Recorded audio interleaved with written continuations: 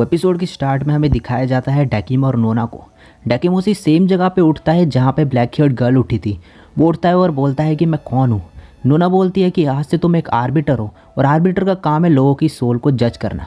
तो ये एक फ्लैशबैक है जो डैकिम देख रहा है। अब डैकिम नोना के पास आ रखा है क्लेविस के साथ और नोना से बोलता है कि मैम मुझे लगता है कि जो हम जजमेंट करते हैं उसका तरीका सही नहीं है। नोना बोलती है कि वो कैसे। डैकिम बोलता है कि जो हम गेम के दौरान एक्सट्रीम सिचुएशन क्रिएट करते हैं लोगों की डार्कनेस निकालने के लिए, तो क्या पता हम उसे अंदर से निकालने के बजाय हम खुद ही क्रिएट कर रहे हों। और बोलता है कि मैं उन लोगों की रिस्पेक्ट करता हूँ जिन्होंने फुलफिल्ड लाइफ जी है और मैं अब जजमेंट नहीं कर सकता। नोना बोलती है तो फिर उस लड़की का क्या।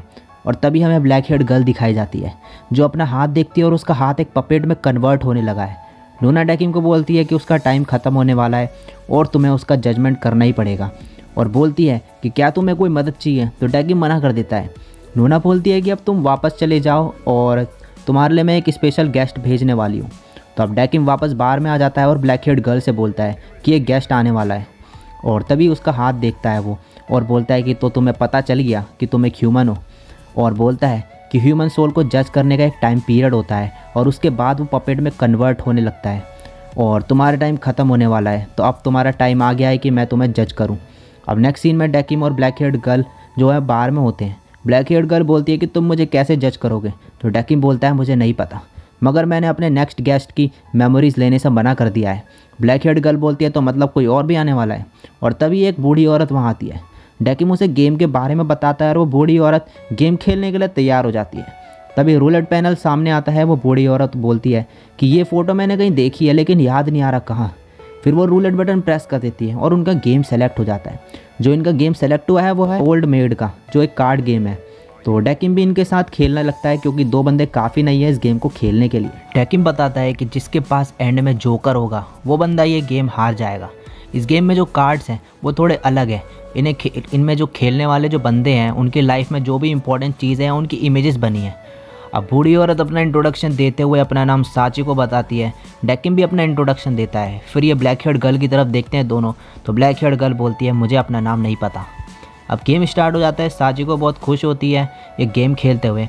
डैकिम अब एक कार्ड लेता है और उसमें गिनती के गेम का स्पिनर बना होता है। तभी उसे याद आता है कि वो गिनती के बार में है और बोलता है कि हम लोगों को जज क्यों करते हैं। गिनती बोलता है कि हमारा काम है ये, और बोलता है कि तुम ह्यूमन की तरह क्यों सोच रहे हो।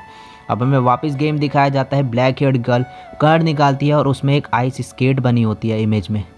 उसे देख के वो हैरान हो जाती है। अब साची को भी एक कार्ड निकालती है और उसमें बनी पिक्चर देख के वो हैरान हो जाती है। वो डैकिम को बोलती है कि मैं मर चुकी हूँ ना।